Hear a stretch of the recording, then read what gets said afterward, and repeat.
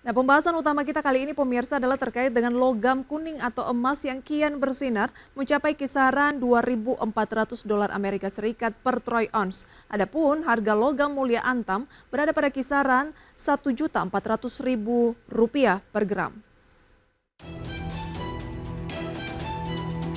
Harga emas menguat pada hari Senin mencapai kisaran $2.400 per troy ounce. Harga komoditas emas yang kian menguat ini juga terlihat dari harga logam mulia antam yang diperdagangkan pada kisaran Rp1,4 juta per gram. Penguatan emas didukung meningkatnya ketegangan geopolitik di Timur Tengah dan ekspektasi pemangkasan suku bunga Amerika pada September. Komite Pasar Terbuka Federal Bank Sentral Amerika Serikat akan bertemu pada tanggal 30 sampai 31 Juli dan diperkirakan mempertahankan suku bunga tidak berubah. Namun besar kemungkinan akan melakukan pemotongan 25 basis poin pada September mendatang. Sementara Kabinet Keamanan Israel memberi wewenang pada pemerintah Perdana Menteri Benjamin Netanyahu untuk memutuskan cara dan waktu untuk respon serangan roket di dataran tinggi Golan yang diduduki Israel dan menewaskan 12 remaja dan anak-anak. Israel dan Amerika Serikat kemudian menyalahkan kelompok bersenjata Lebanon Hizbullah. Lantas apakah kinerja komunitas emas ini juga akan tercermin dari kinerja perusahaan terkait pada musim laporan keuangan semester 1 2024? Apa pula saham emas yang layak dicermati? Saksikan dalam segmen Market Buzz kali ini. Ya, itu dia pemirsa ya terkait dengan emas. Tapi sebelum kita bahas pemirsa, kita akan update dulu kondisi dari bursa Asia pada pembukaan pada pagi hari ini. Dari Nikkei Jepang turun, kemudian CTM Singapura naik, Kospi turun, dan Hang Seng Hong Kong menguat. Cenderung mix juga dari bursa Asia mengikuti perkembangan dari bursa global Amerika Serikat yang ditutup mix semalam, di mana Dow Jones mengalami pelemahan sementara S&P dan juga Nasdaq naik tipis.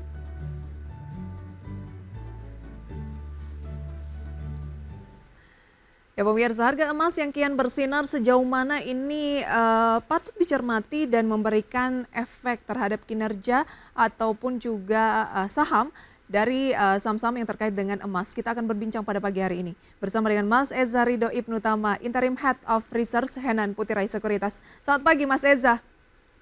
Selamat pagi. Thank you sudah join Mas Eza.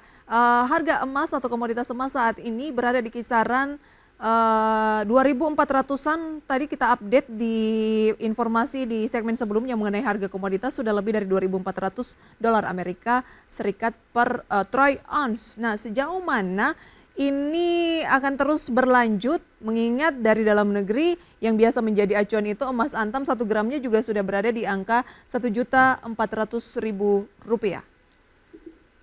Jadi kalau kita lihatin dari harganya emas, proyeksinya saya untuk ke depan, untuk jangka panjang akan melanjutkan uptrend ini. Dan ini this is catalyzed mainly by a weak US dollar index right now, as well as falling bond rates di Amerika Serikat. Jadi gold is seen as a safe haven investment yang mengindikasikan bahwa kemungkinan riskier investments. Kita udah baru liatin Tesla turun karena kuartal 2 kinerjanya kurang bagus.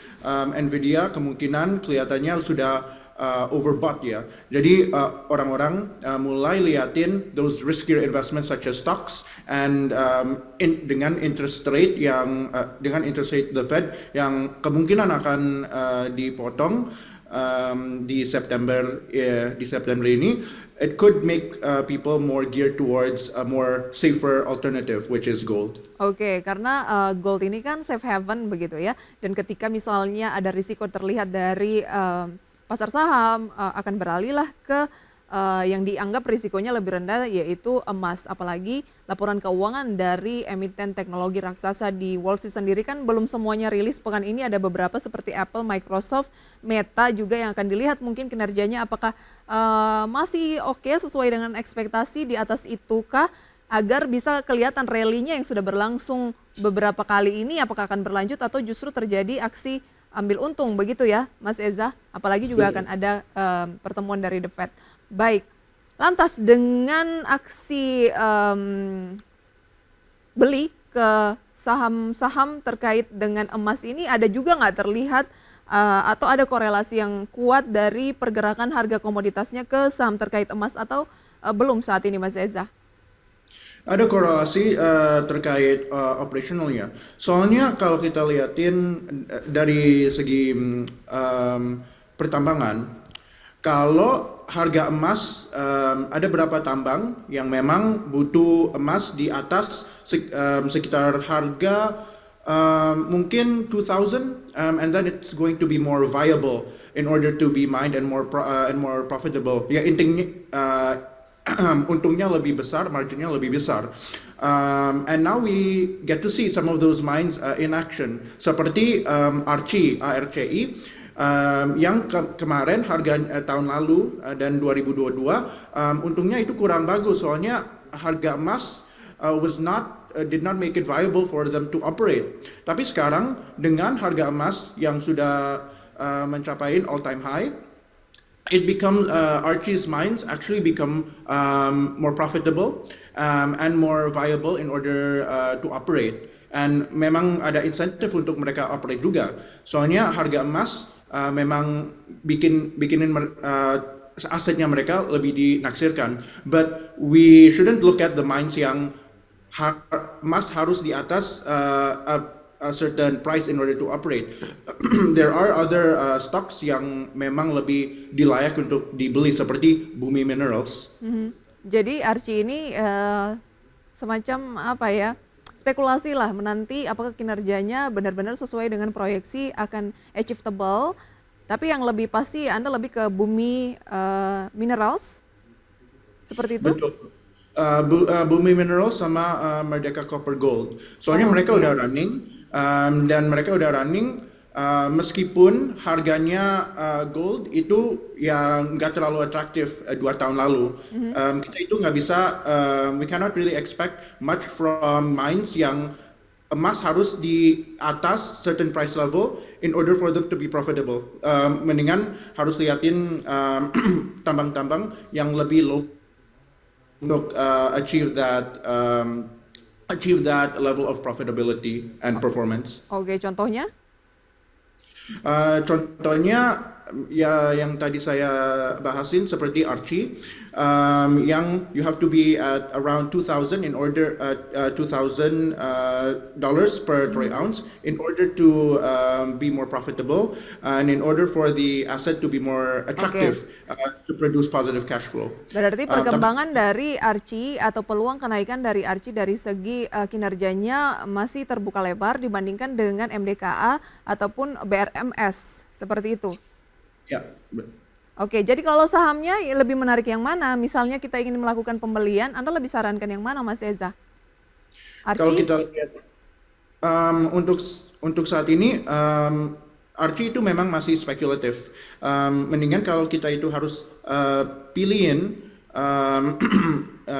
pilihin terkait pertambangan emas yang fokusin dengan logam mineral, harus liatin BRMS. BRMS ya, BRMS peluangnya seperti apa? Kalau kita lihat pergerakannya satu pekan terakhir ini naik 0,65% dan dalam 1 bulan terakhir naik sekitar 7%. Nah saat ini di 156. Iya, jadi kalau kita liatin baru-baru ini memang there was a minor downtrend. Tapi saya merasa bahwa BRMS akan mengalami rebound dalam pekan in the near future. Ini lebih ke short term, medium term, or long term? It's going to be in the medium term. Medium term ya untuk BRMS. Waspada kalau ternyata ada pembalikan arah dan menguji support di posisi berapa? Itu kemungkinan akan uji support di sekitar 144. 144, di bawah 144 sebaiknya dihindari dulu, akan mungkin downtrend, begitu Mas Eza? Betul. Oke, akan confirm downtrend kalau turun di kisaran 144. Tapi dibandingkan dengan sektor lain, Mas Eza, semenarik apa sih investasi di saham terkait emas ini? Selain pertambangan, kita harus lihatin juga sektor retail seperti Harta.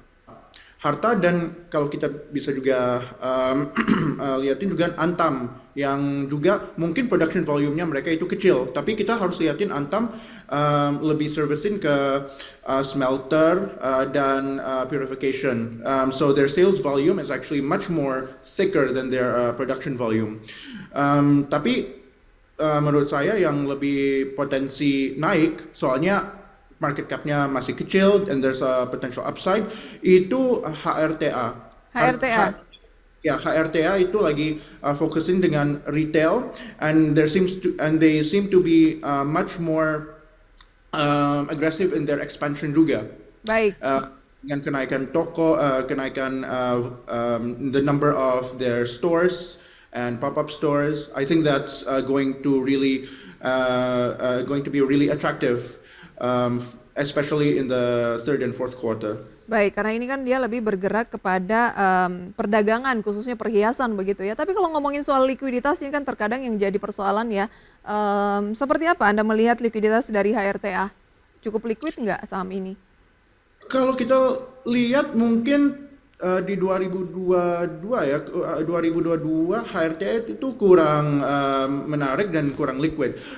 Tapi ever since Oktober 2023 itu juga kapan the gold prices experienced a very strong bull run. HRTA juga ada korelasi yang lumayan kuat dengan bull run of the commodity juga. And kita liatin bahwa likuiditas and the trading transaction volume actually increased as well. Trading volume, trading frequency untuk HRTA lumayan kuat dan lumayan banyak ever since Oktober 2023 dan masih persisting as of right now. Oke, jadi buy HRTA atau lebih ke trading buy? Lebih ke buy. Buy ya untuk HRTA. Itu dia. Lantas jelang pertemuan dari The Fed pekan ini, peluang dari harga emas akan seperti apa, target dari Henan Putirai juga bagaimana Mas Eza? Usai jeda pemirsa ya, tetap bersama kami dalam segmen Market Buzz.